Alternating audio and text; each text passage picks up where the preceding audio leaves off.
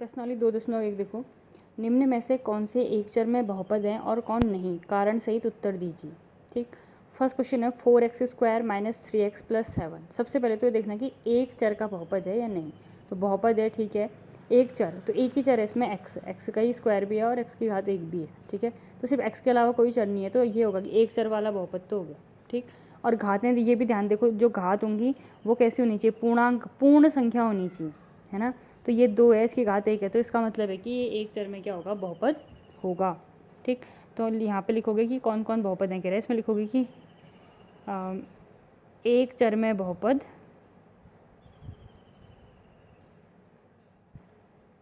ठीक है, एक चर में बहुपद है। क्यों? क्योंकि जो इसका क्या है, घात है, चर की घात क्या है, पूर्ण संख्या है। ठीक है, तो एक चर का बहुपद हो गया, चर भी एक ही था x, और x की घात कितनी है, पूर्ण संख्या है। और दूसरा देखो, ये देखो सिर्फ एक ही चर है, इसमें भी y और y की घात कितनी है, 2, यानी पूर्ण संख्या। तो यहाँ पे भी लिखोगे कि एक चर में बहुपद, चर, यहाँ पे चर x लिख देना, यहाँ पे चर y की घात पूर्ण संख्या है। ठीक, अब देखो इसको, ये देखो, ये है t, चर तो इसमें t है, ठीक हो गया, एक ही चर है। तो यहाँ पे t की घात कितनी है, देखो ये √t, रूट को हम क्या लिख सकते हैं, t की घात 1/2। तो 1/2 जो है वो पूर्ण संख्या नहीं है। ठीक, तो यहाँ पे ऐसा लिखेंगे कि चर t की घात पूर्ण संख्या नहीं है।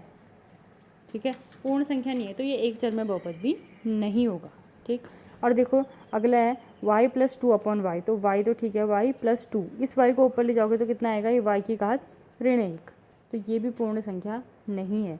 तो यहाँ पे हम लिखेंगे कि चर y की घात पूर्ण संख्या नहीं है। ठीक, तो चर y की घात पूर्ण संख्या नहीं है, तो इसलिए ये भी क्या होगा, एक चर का बहुपद नहीं होगा। अब देखो यहाँ पे क्या कह रहा है, देखो एक चर का बहुपद होना चाहिए, हाँ ध्यान रखना, बहुपद तो है, उसके साथ चर भी एक ही होना चाहिए। तो यहाँ पे कितने चर हैं, देखो x भी चर है, y भी है और t भी है, तो 3 चर है ना, तो ये एक चर वाला बहुपद नहीं होगा। यहाँ पे लिख देंगे कि एक चर में बहुपद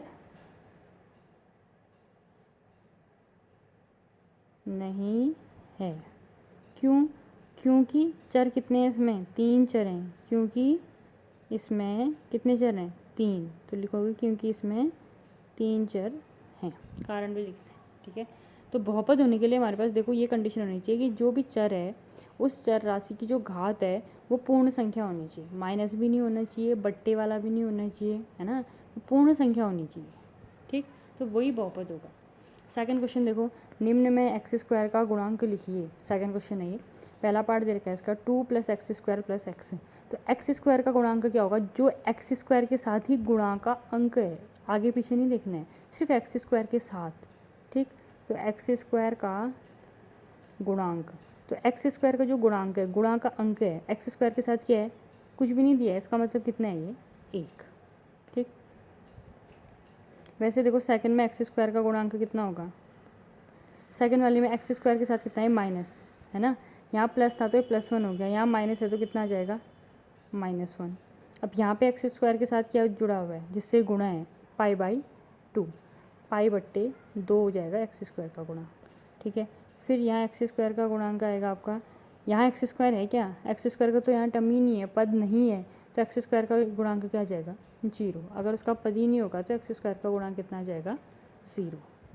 ठीक, तीसरा क्वेश्चन कह रहा है देखो, 35 घात का द्विपद, घात होनी चाहिए 35 और होना क्या चाहिए, द्विपद। द्विपद माने कितने पद होने चाहिए, सिर्फ 2 पद होने चाहिए, और घात कितनी होनी चाहिए, 35। तो हम इसको ऐसा लिख सकते हैं, देखो x की घात 35 धन 7 लिख सकते हैं ना। देखो 35 घात वाला भी बन गया और द्विपद 2 ही पद हैं, 2 द्विपद हो गया। अब 100 घात का एक पद ही, तो y की घात 100, x की घात 100, कुछ भी लिख सकते हो ऐसे। ठीक है, तो ये तीसरा क्वेश्चन हो गया।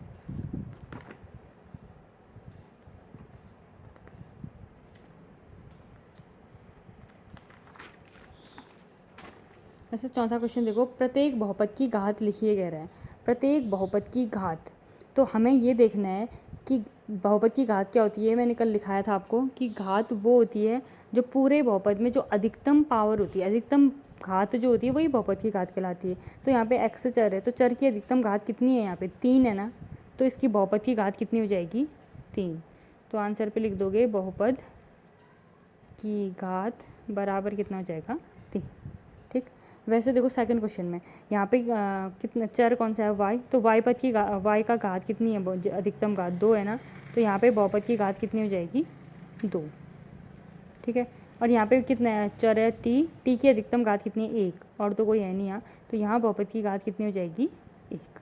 अब यहाँ देखो चौथे क्वेश्चन में 3, सिर्फ 3 है, यहाँ कोई चर ही नहीं है, ये तो अचर है ना, 3 चर कोई नहीं है, तो यहाँ बहुपद की घात कितनी हो जाएगी, ये देखो मैंने एक अचर बहुपद बोला था, तो उसकी घात कोई निश्चित नहीं होती। अब 3 है तो हम 3 x की घात x की घात कितनी होगी, जैसे 3 है ना, तो 3 के साथ हम x की घात कितना लिख सकते हैं, देखो x की घात कितनी होगी यहाँ पे, 0। ठीक, क्योंकि 3 है ना, ये अचर बहुपद है, 3 है, इसको हम 3 गुणा x की घात 0 लिख सकते हैं, क्योंकि किसी की भी घात 0 कितना होता है, 1, बाकी 1 2 में तो कुछ और आ जाएगा ना, तो यहाँ पे ऐसा लिख सकते हैं इसको। तो यहाँ पे हम 3 है तो बहुपद की घात को क्या लिख देंगे, 0। अब देखो इसके साथ ही 5वां क्वेश्चन है, उसमें आपको रैखिक द्विपद और त्रिपदी बहुपद छांटने हैं। तो आप क्वेश्चन को देखना, अगर जिसकी घात 1 है उसको रैखिक बहुपद बोलोगे, घात 2 वाला होगा तो द्विघाती बहुपद बोलोगे, और अगर 3 होगा तो त्रिघाती बोलोगे। तो ये आप 5वां क्वेश्चन खुद कर लेना, छांटना उसमें से, क्वेश्चन को ध्यान से पढ़ना, घात देख लेना। अगर घात 1 होगी तो उसे रैखिक लिखोगे, 2 होगी तो क्या लिखोगे, द्विपद लिखोगे, और 3 होगी तो त्रिघाती बहुपद लिखोगे। ठीक है।